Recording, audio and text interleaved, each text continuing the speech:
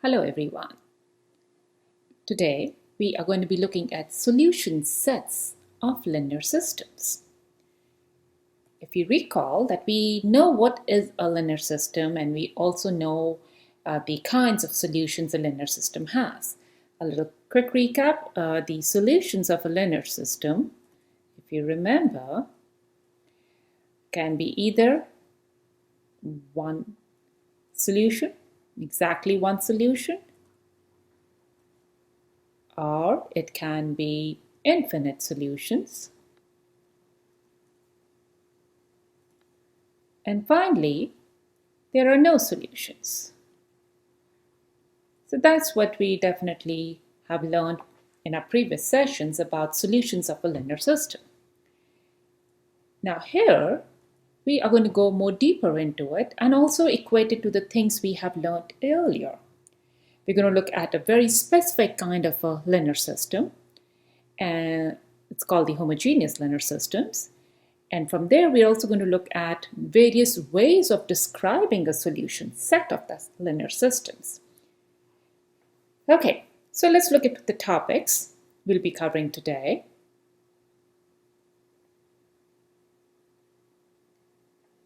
We're going to have a quick recap of linear systems, vector equations, and matrix equations. As I said, that we're going to look at a specific kind of a linear system, which is called a homogeneous linear system.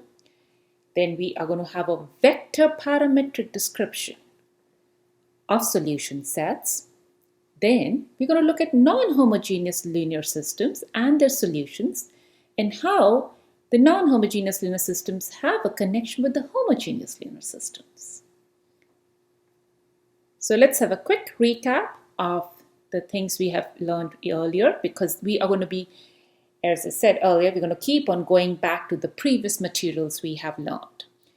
So what I'm doing is basically building upon all the things we have been learning in this linear algebra class.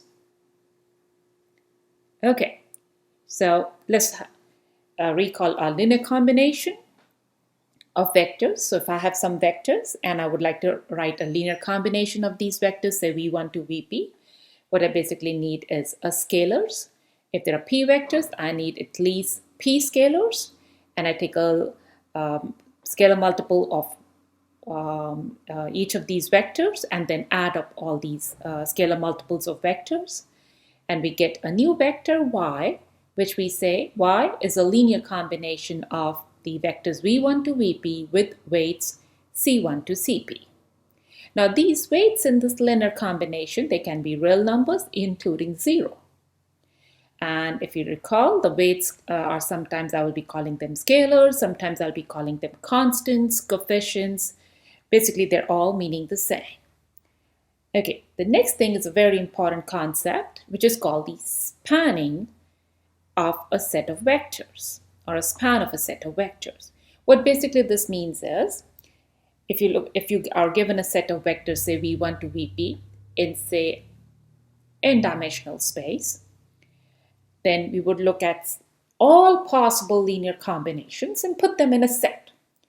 So when we take all these possible linear combinations in a set, this is what we call is the span of the set of the vectors v1 to vp. Now, the span of these vectors is also called the subset of Rn, which is spanned by the vectors v1 to vp. Okay. So another way of writing it is the collection of all vectors, which can be written in the form of c1 v1 plus c2 v2 dot dot dot cp vp with scalars c1 to cp. Okay.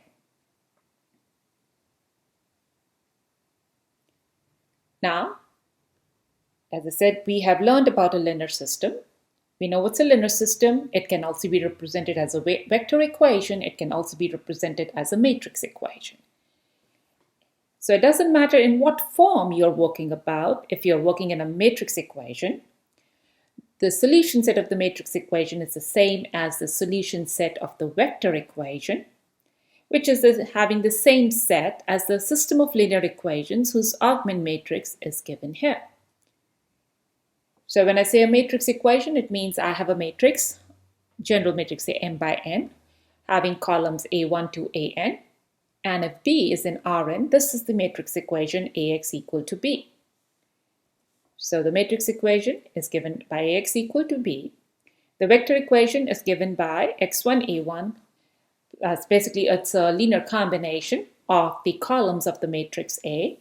It equals the vector B, which is basically the vector of constants or the scalars. It's a vector of constants. Scalars are here, x1 to x2, sorry. And then that has the same solution set as the system of linear equations whose augment matrix is given here. Remember, in the augment matrix, the set of constants which is given by B is always the last column. So as I said earlier, no matter what form we are in, if I am able to find the solution set of the matrix equation, it means I'm having the same set would be the solution set for that corresponding vector equation, will also be the same solution set for the system of linear equations.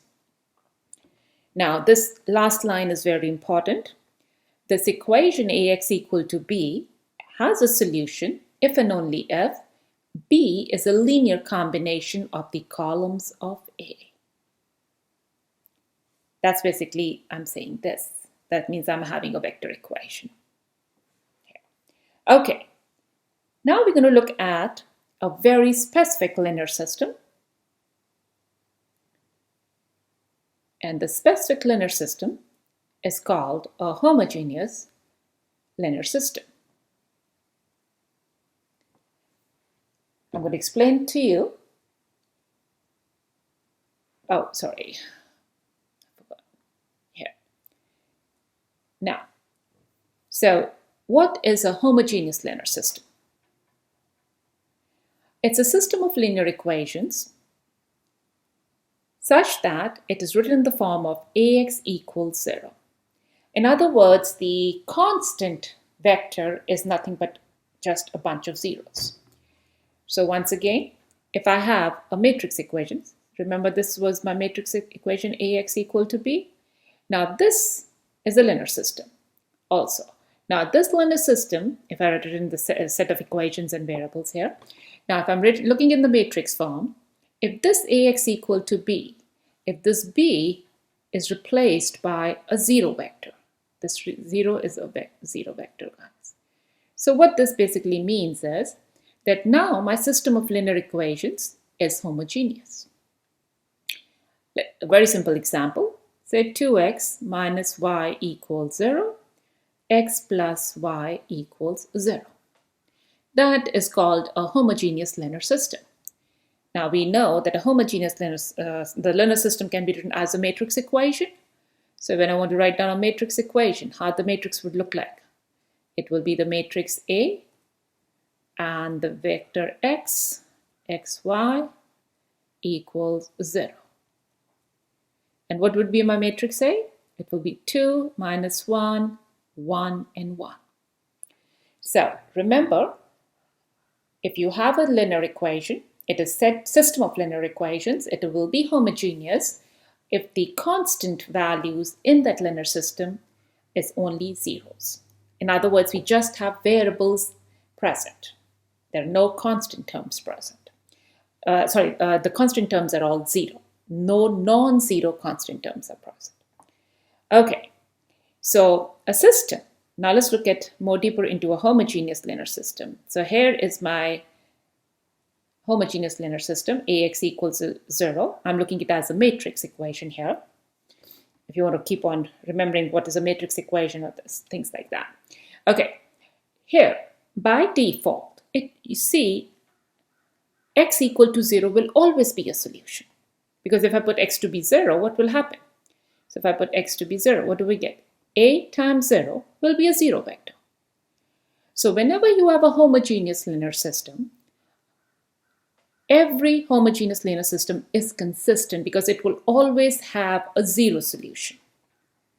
And we call the 0 solution to be a trivial solution. Now, if the homogeneous equation Ax equal to 0 has a non-trivial solution, that means that it has a presence of at least one free variable. So, in a nutshell, let me just write it down over here. So whenever we have an homogeneous linear system or a homogeneous equation, we say AX equal to 0. Two important facts: that every homogeneous linear system will have a solution, and that solution by default will always be the zero solution, or we call it the trivial solution. So if you want to have, because if it is a trivial solution, then what is it going to give us? Suppose it is representing a very specific real life problem. That means if it is representing, say, the max, suppose a company is looking into the maximum, how many products it should sell, so it should get some profits. So if this X is representing some variables or some products, so then if it is all zero, then there's no profit for the company. So the reason is we are always going to look for a non-trivial solution in a homogeneous equation. So first, as I said, a zero solution is always a solution, and second, we would like to have a non-trivial solution, because non-trivial solution is going to give us an answer. So when we say it is going to have a non-trivial solution, according to the theory, it has to have at least one free variable. Okay, now to explain this non-trivial solution, I'm going to use an example to explain the solutions of a homogeneous linear systems which are non-trivial. Okay, let's go deeper into it. Now, determine if the following homogeneous system has a non-trivial solution. And if it has a non-trivial solution, describe the solution set. So the first thing we have is, this is our linear system. And notice, before you start writing the matrix equation, check whether it is written properly. In other words, the first thing we notice is that they have defined the first equation, x1 as the first variable, x2 second, x3 third, and the subsequent equations, they are also following the same rule of having x1 first, x2 second, x3 third, and similarly for the third equation here. So in this linear system, it's nicely written, and only the variables are present on the left-hand side. And remember, because it's a homogeneous system, you will only have a bunch of zeros on the right-hand side after the equal sign. So it's all good to go. Now I want to write the matrix equation. Remember, what do we do? This one, you're going to write it as a matrix equation is AX equals the 0 vector. So that's easy. After the equal sign on the right-hand side, just write a bunch of zeros. How many equations? That many rows for zeros. Now the vector X, that's a variables here. There are three variables, x1, x2, x3. And remember, when we write it down in our matrix equation, as we are starting from the left, and we are looking at x1 to be the first variable, second variable is x2 and x3, and when we write it down as a vector, a column vector, x1 comes first, x2 and x3. So once you have given it the way it is written over here, make sure all the equations and everything are following the rules here. So the first equation, so what you now do is write down the matrix A. In the first row is basically the coefficients of these variables, and in the order they are coming up in the equation. So that's 3 first, 5 second, minus 4 third. That means 3 will be in the first row, first column, 5 in the first row, second column, minus 4 in the third row, first column. And similarly, you will follow the rules for equation 2 and equation 3 to be written as row 2 and row 3 in the corresponding matrix.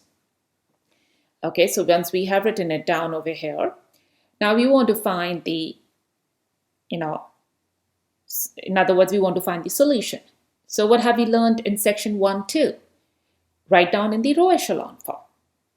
The row echelon form will tell us whether it's going to have a solution or not.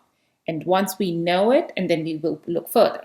Okay, so I have done the math for you guys over here, that row reduction algorithm, showing you all the steps. I'll just quickly go over here it, and hopefully you have practiced enough to know that this is the right way.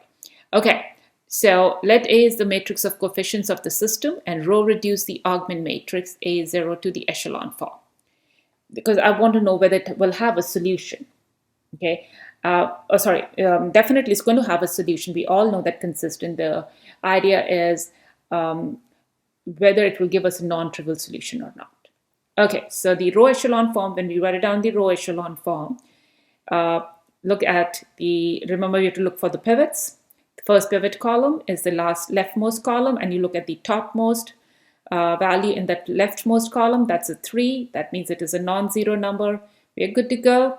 You get a bunch of zeros beneath that pivot in the first pivot column, and which you apply by these row operations. R2 plus R1 goes to R2. R3 minus 2, R1 goes to R3. And then we get the new, augment matrix. Now remember, the last zero, the column is basically going to be just a bunch of zeros, because nothing is going to happen over here. The changes are always going to be in the coefficient part of the matrix. Okay, and then remember the next, once we have got zeros below the first pivot, now you go to the next non-zero row. When we go to the next non-zero row, you look at the next pivot column is the second column. And here 3 again is the pivot. That means you need to make any value beneath 3 to be 0 so that we can have the row echelon form. And here we have the echelon form. Now, a quick recap of the things we have done. How many basic variables, free variables? So notice it has 2 pivot columns. So that means it has basic variables. There are 2 basic variables, which are given by x1 and x2. That means the first 2 pivot columns. And it has 1 free variable, and that is given by x3. So clearly the presence of free variable, and we already know every homogeneous system is consistent, that means it is going to have non-trivial solutions. So now we have got a non-trivial solution. I would like to write down how those solutions would look like. Okay, so in order to do that, we can further reduce this matrix A0, or that is the augment matrix, to a reduced echelon form. Once again, in order to get the reduced echelon form, remember, all the pivots in the pivot columns have to be 1, and every value above and below the pivots have to be 0. So that means these values 3 and 3 have to be 1, and this value has to become a 0. And those are done in the next slide. The steps are shown again to you. The first thing I did was I divided or multiplied the row 1 and row 2 by 1/3, and we got this new augment matrix, and then I made 1/5 to be 0. So this is the final augment matrix in the row reduced echelon form. Now we want to find out the solution here. So what you're going to do is write down the, so write down the corresponding linear system. So this is the corresponding linear system. So this is what we see. Now this above solution, it's called the parametric description of the solution set. Okay, notice you're going to write this one as x1 equals 4/3 x3 and x2 is equal to 0. So this one, when you write it down, so in order to find the parametric description of the solution set, remember, everything, they're going to be a non-trivial solution because of the presence of a free variable. It's going to be a non-trivial solution, as well as they're going to be infinite solutions. Okay, so this one, the proper way of writing down the parametric description of the solution set of the homogeneous linear system is given by equation 3. So the interpretation is that when we write down the solution of the homogeneous system in the parametric description form, we will be basically writing down the basic variables in terms of the free variables. So this expression says x1 and x2 are the basic variables, And x2 by default is always going to be 0, and x1 will change as my x3 value changes. So because of the presence of x3, we will have infinite solutions for this homogeneous linear system. And x3, remember, is a free variable. Okay, I'm going to do another, so we have got this one.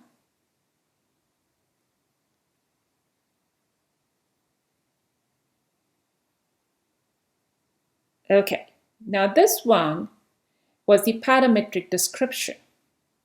But now I would like to write down in a vector form. I would like to write the solution set in the parametric vector description.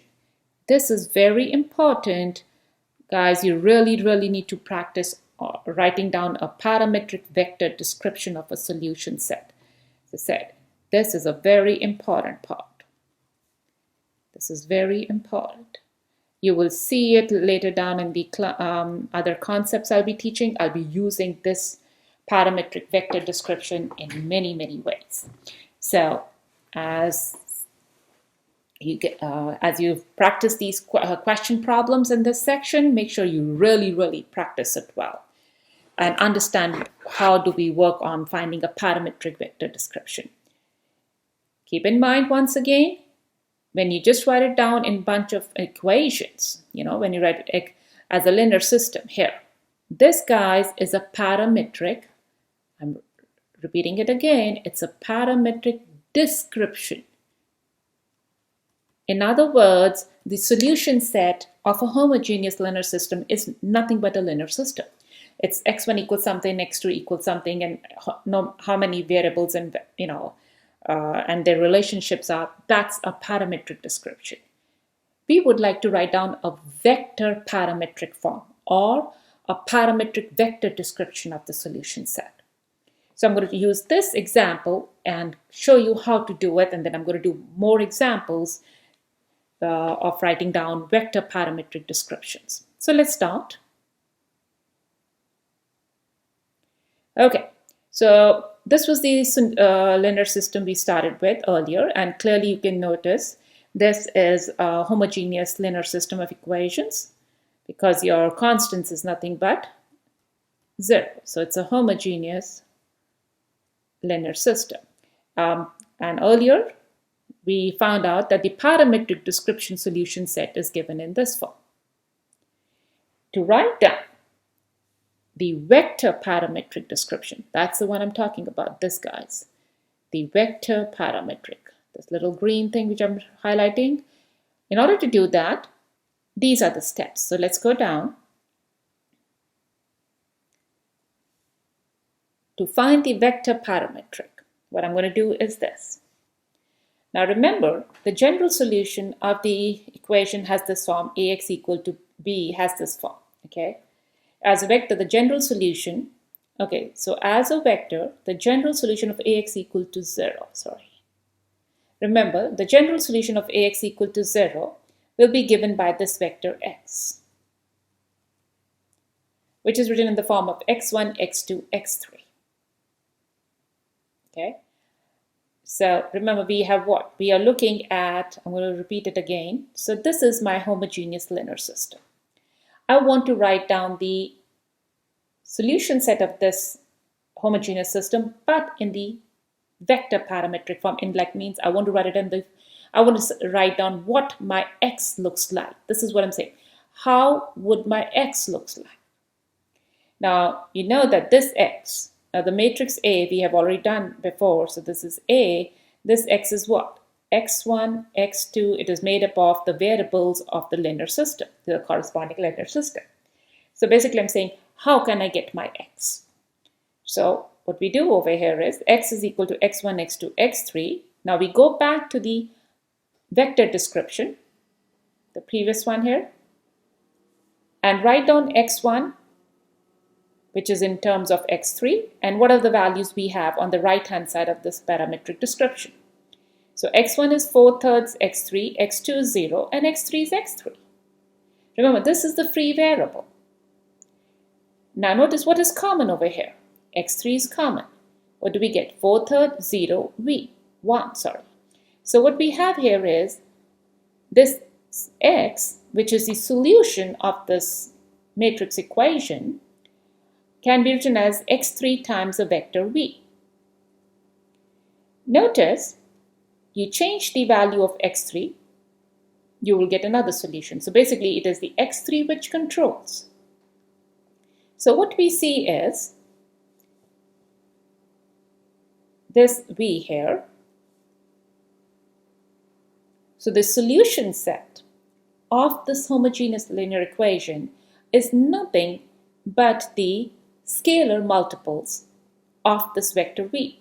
x3v is basically, now remember, x3 is a real number, okay? All possible values of x3 will give me basically the solution when it is multiplied to the vector v. So this v, you're basically contracting and shrinking, contracting and stretching the vector v.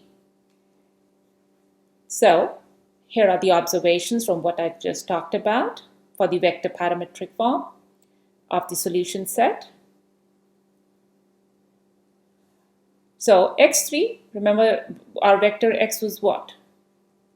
x1, x2, x3, and we wrote it down as x3 times 4/3, 0, and 1.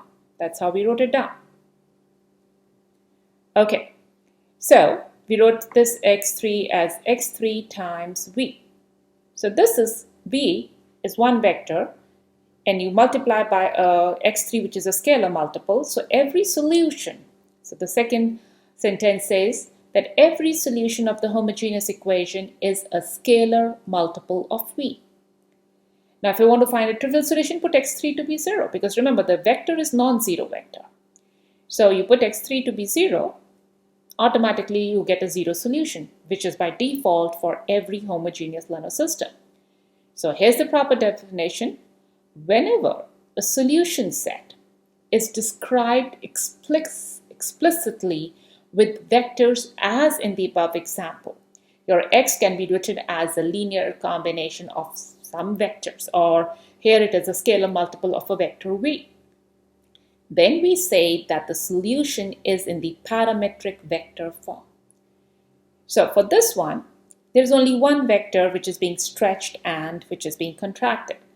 It's, in other words, this solution of this problem earlier we have done for the homogeneous linear system is a line through the origin, which is the 0 vector in R3. And that's how the graphical representation looks like. It's a line passing through. So this is a vector v. Now remember, v in our example has these vectors 4/3, 0, and 1.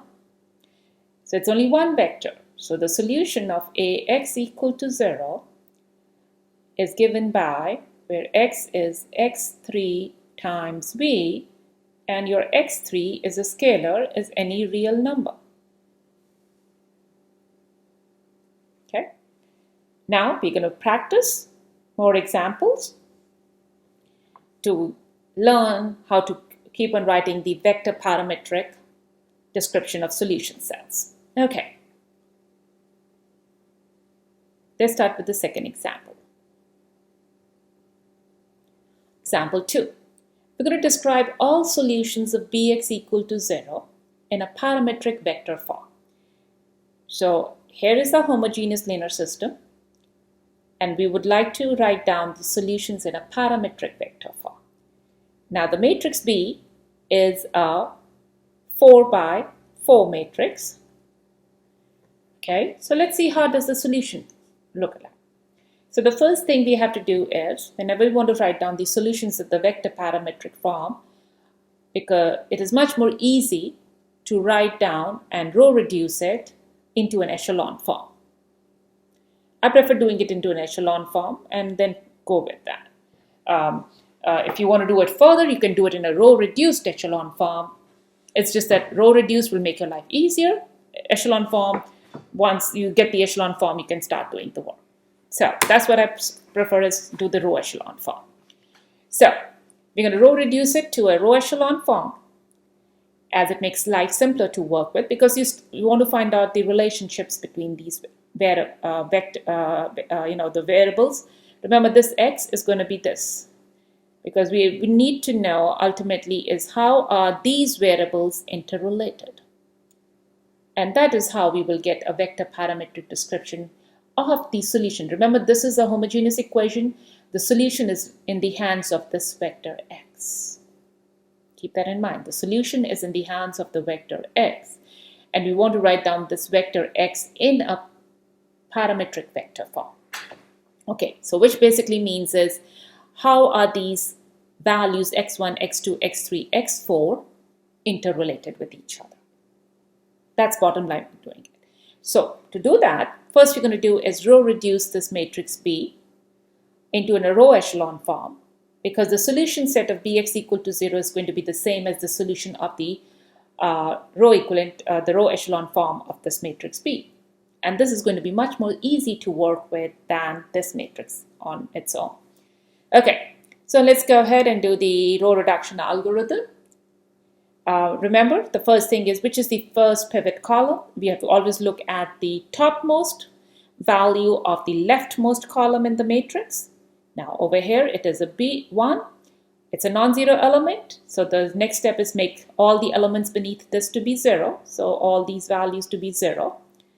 And we apply this algorithm R3 minus R1, and R4 plus 2 R1 goes to R4. So we get these bunch of zeros, and here is a matrix. The new augment, this is a matrix. Remember, I'm working on the coefficient matrix. Now you will say, why have I not written the augment matrix? The reason is this. If I write down the augment matrix, guys, this will be what? It will be a bunch of zeros. And remember, if I write down the matrix 1, 0, 1 minus 2, 3, 1, 2 minus 8, minus 2, 1 minus 3, 2, and 2 minus 5, 7, minus 1, and then I write down a bunch of zeros for the augment matrix, it's not going to make any difference, because no matter what row operations I do, I will always have the last row to be a bunch of zeros. So the best part is, whenever you're having a homogeneous linear system, you don't have to worry about the very last column. So in other words, you can just work with the coefficient matrix. Remember, the coefficient matrix is only when you're having the homogeneous linear system. Okay, so coming back, that's why I have not written this as I said it. So coming back to this problem, I have got this matrix, and now I need to know what is the next the next pivot column. So once we have done the work, so remember echelon form, we go down, starting from the topmost value, a non-zero, then you go to the next non-zero row, which is basically the second row here. And then we look at which is the next pivot column. So this is the next pivot column, and look at what is the next pivot according to the rules of the row echelon form. So this is the next pivot. Okay, that is the pivot, guys. So go ahead. We will now again apply the row reduction algorithm, which is shown on the next slide. So when you apply this row reduction algorithm, this is what we get. Now remember, this is almost in the row echelon form. Okay. The thing is, this is having a bunch of zeros as a third row, but in a row echelon form, you cannot have a bunch of zeros above a non-zero. So you've basically interchanged the row third with row fourth, and now this matrix is in the proper row echelon form. Okay, now clearly, when we look at this one, we would like to know what are the basic variables and what are the free variables. So this is a pivot column, this is a pivot column, this is a pivot column. So 3 pivot columns, that means 3 basic variables, x1, x2, x4. Remember, every time when I tell you the first column will represent the first variable, the second column, second variable, third column, third variable, fourth column, fourth variable. So these underpinnings are very, very important. And now over here, what's the free variable? X third is the free variable. Now we want to write down the solution vector x. Okay, remember we're looking for the solution vector x in the vector parametric form.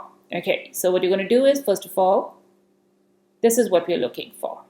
We want to write down the solution vector x. That means b times x.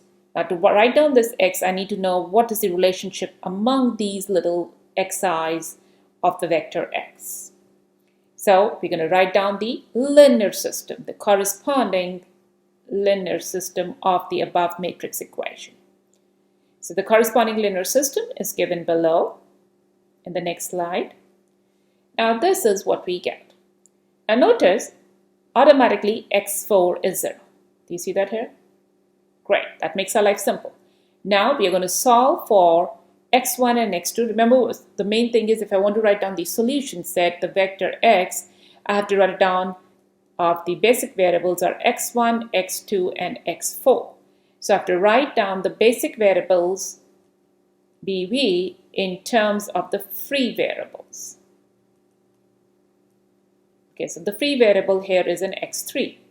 So x4 is already taken care of. So that means from this one, what do we get? x2 plus x3 is 0. Now, the basic variable is x2. I have to write it in terms of x3. So it's going to be x2 is minus x3. Okay, then we go to the first equation. What do we get from here? x1 plus 3x2 minus 2x3 is 0 because x4 is 0 from here. And then we replace x2 by x3 because x1 also has to be written in x3. So it's x1 minus 3x3 minus 2x3 equals 0, or x1 minus 5x3 equals 0. Now remember to write down the vector x. What do I need? I need to write down as vector x has to be what? x1, x2, x3, x4.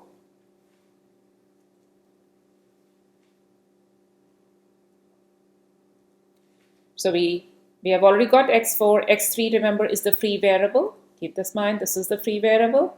So all the other values of x1 and x2 and x4 have to be in x3. So x4 is by default 0, x2 is minus x3 from here, and x1 is 5x3 from here.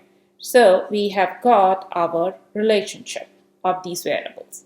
Now this, guys, remember, is called the parametric. You should be familiar with the terms now by looking at how the equations look like. This is the parametric description of the linear system, of the solution set of the linear system, of the solution set of the corresponding linear system. But we are not looking at parametric description. We want the vector form. In other words, we want this. This is what we are looking for. Okay?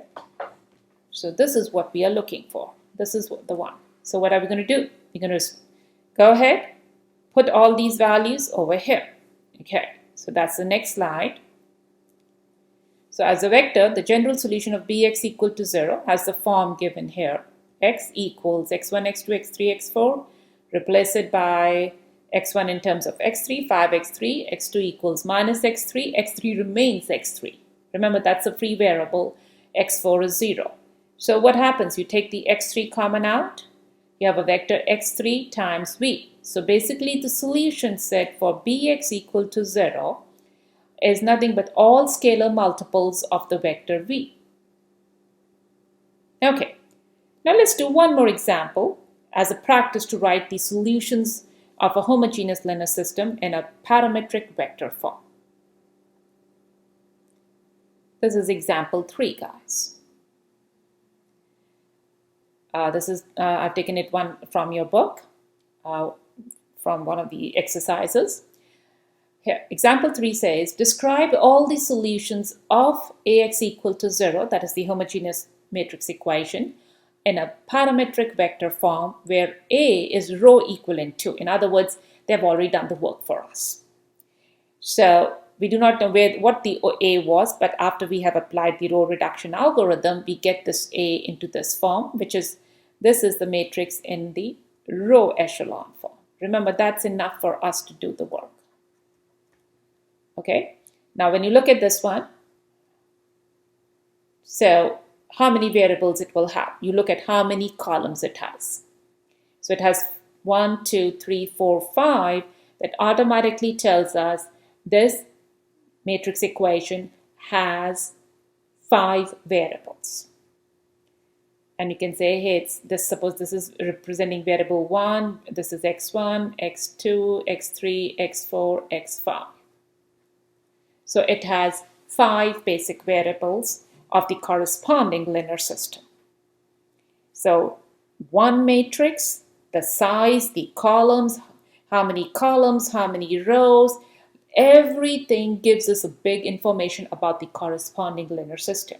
So as there are 5 columns, it means the corresponding linear system, so keep in mind the number of columns, I'm giving information here, number of columns of A is equal to the number of variables in the corresponding, of the corresponding linear system. That's a very powerful relationship, guys. Okay, so to make our life simple, I'm going to say the 5 variables are x1, x2, x3, x4, x5. Now, how many basic and how many free variables? So that means how many pivot columns. Remember, the basic variables is equal to the number of pivot columns. Okay, so how many pivot columns? The first column is a pivot column, third column is a pivot column, fourth column is a pivot column. So 3 pivot columns, that means 3 basic variables, x1, x3, x4. And what is the free variable? There are 2 free variables, x2 and x5. This is a free variable. The second column represents a free variable and the last column represents the free variable. Okay, now we have to write down the solution. Now we want to write down the solution. Remember, we want to write down the vector x because that's the solution for this one. What are we going to do? Just proceed as done earlier. So to write this solution vector x for the homogeneous equation given by ax equal to 0, we will have one, so this is the matrix A, this is the row equivalent. We do not know what the matrix was, but row equivalent to this is this matrix, and that is what we need to get the answers. And we have x1, x2, x3, x4, x5.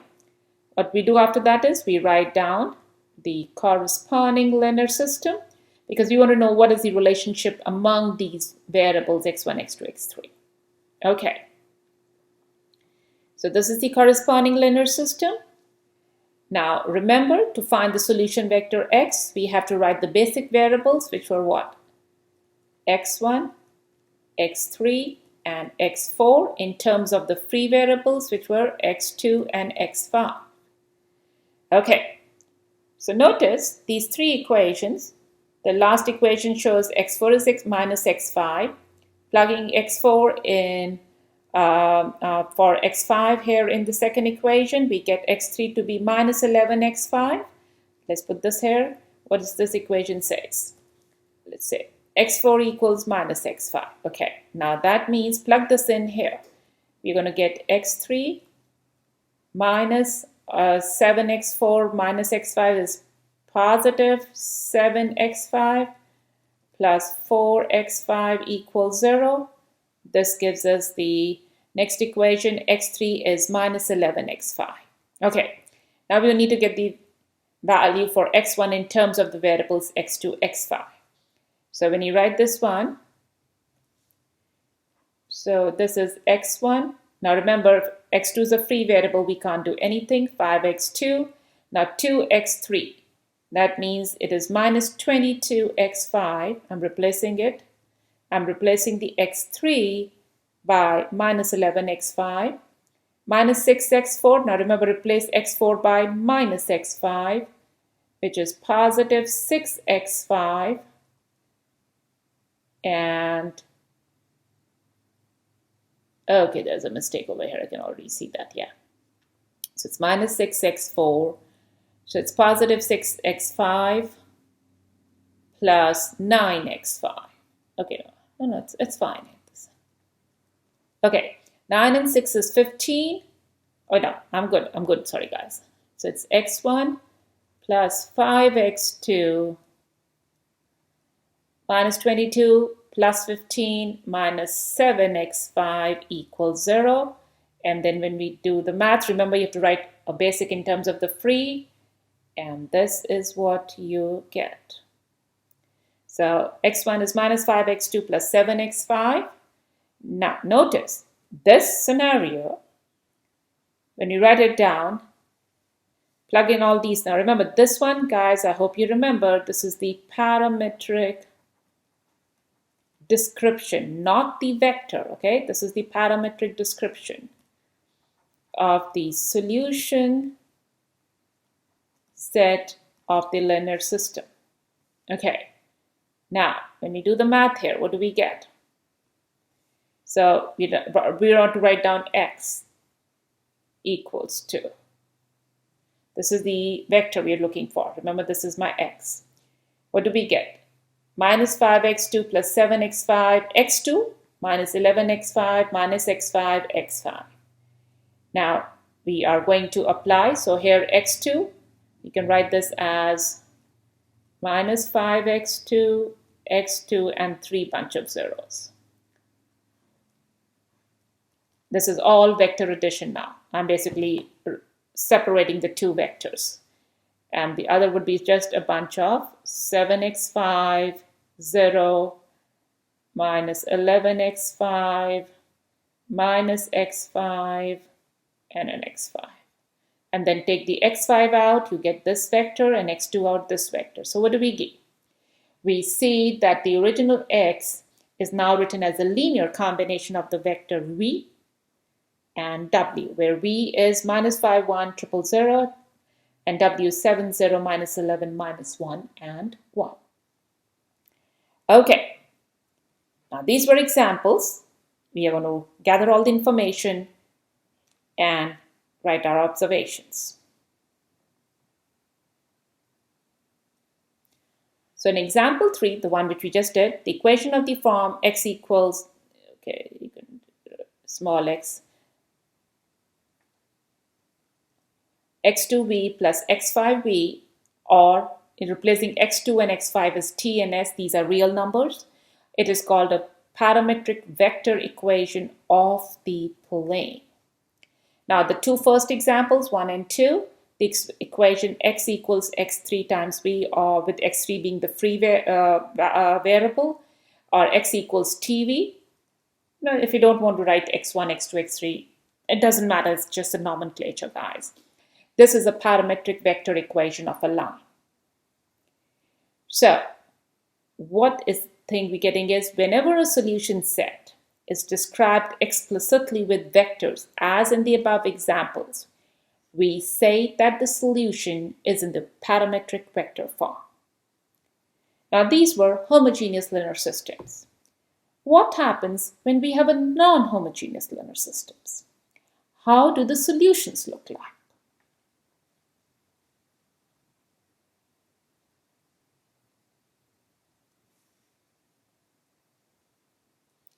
Now, when you have a non-homogeneous linear system, the general solution can still be written in the vector parametric form as one vector plus an arbitrary linear combination of vectors which satisfy the corresponding homogeneous system. In other words, first of all, what's a non-homogeneous linear system? It is AX equals B. That's it. That means B, which is the set of constants, is now going to have non-zero numbers. That's what this simply means. So the general solution of this non-homogeneous linear system, which is being represented in a matrix form, a matrix equation form, is nothing but the linear, it will be the solution which will have one specific vector plus the arbitrary linear combination of vectors which comes from the corresponding homogeneous system. The corresponding homogeneous system would be AX equals 0. So you can explain this with the help of an example. Let's do the example, guys. Now describe all the solutions of this matrix equation AX equal to B. This is the matrix A, 3, 5, minus 4, minus 3, minus 2, 4, this was the example 1, guys. And now I've added a non-zero vector 7, -1, and -4. So when we apply the row operations on this augment matrix A and B, what we see is we get 1, 0, -4, third. It's basically the same operations. This is the example 1, guys. And this is the row reduced echelon form of it. When we write down the corresponding linear system, what do we get here? We get x1 is -4 thirds, x3 equals -1, x2 is 2.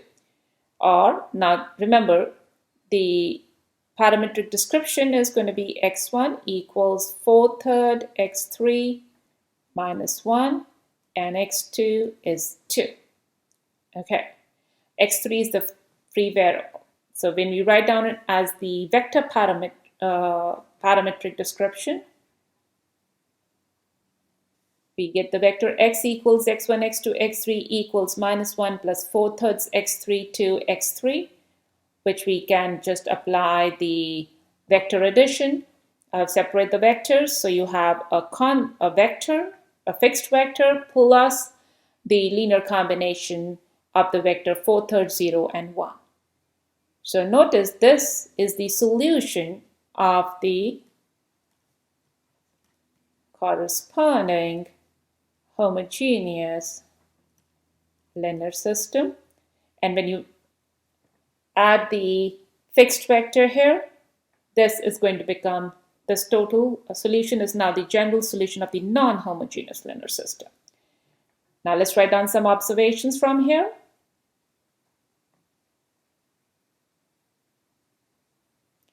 The equation x equals p plus x3v. Now remember, I don't like x3. I can just replace it by a t. Does not matter. Where t is a general parameter, it describes the solution set of the non-homogeneous matrix equation or linear system ax equal to b in a parametric vector form. The vector p is just one particular solution of the non-homogeneous equation. The solution set of the corresponding homogeneous linear equation given by, or the matrix equation ax equal to 0, has the parametric vector equation given by x equals to tv. Okay, this is the one same which appears in this equation given by 7. So what we notice is the solutions of the non-homogeneous linear equation, they are obtained by adding the vector p to the solutions of the corresponding homogeneous linear systems or matrix equations. Remember, matrix equation or linear system or vector equation, they basically are different forms of the same underlying problem. That is, just, looking at the solution set of the linear systems here. Because you can write a linear system as a matrix equation or as a vector equation. So, as I said, I'll be going between these three a lot the whole in this course. Okay, what does it mean for us in terms of geometric? Just to give you an idea. Now remember, the solution of ax equal to 0 is a line passing through the origin. Now when you add a non-homogeneous component, that means a vector with non-zero constant vectors, it basically moves the solution by a vector p. That's what it is. So in terms of geometry, we say the solution set of the non-homogeneous matrix equation ax equal to b is a line through p parallel to the solution set of the corresponding homogeneous equation. Oh, the figure given below illustrates this case. Okay, another theorem, guys. Remember, these theorems are just to be applied. I'm not at all going deeper into the proofs of them at all. So suppose the equation ax equals to b is consistent for some given b, and let p be a solution of this one. Then the solution set of this matrix non-homogeneous matrix equation is a set of all vectors of the form p plus vh, where vh is any solution of the corresponding homogeneous equation. So what it says is that if this non-homogeneous equation has a solution, then the solution set is obtained by translating the solution set of the corresponding homogeneous equation using any particular solution P of AX equal to B for the translation. Bottom line is that the solution set of the non-homogeneous matrix equation incorporates or always will have the solution of the corresponding homogeneous linear systems. That's the bottom line. Okay, here are the steps, guys, to practice how do you find the solutions for a parametric vector form. First of all, what you do is you row reduce the augment matrix to a reduced echelon form or an echelon form. It depends upon how comfortable you are with. Then you express, and when you get that echelon form, figure out what are the basic variables and the free variables. And then write every basic variable in terms of the free variables in an equation form. And when write a typical solution X as a vector whose entries depend upon the free variables, if any, and then you decompose X into a linear combination of vectors using the free variables as parameters. And always, I'll give you some practice problems to do from the book. So here are some practice problems for section 1.5. These are the solution sets of the linear systems. Thank you.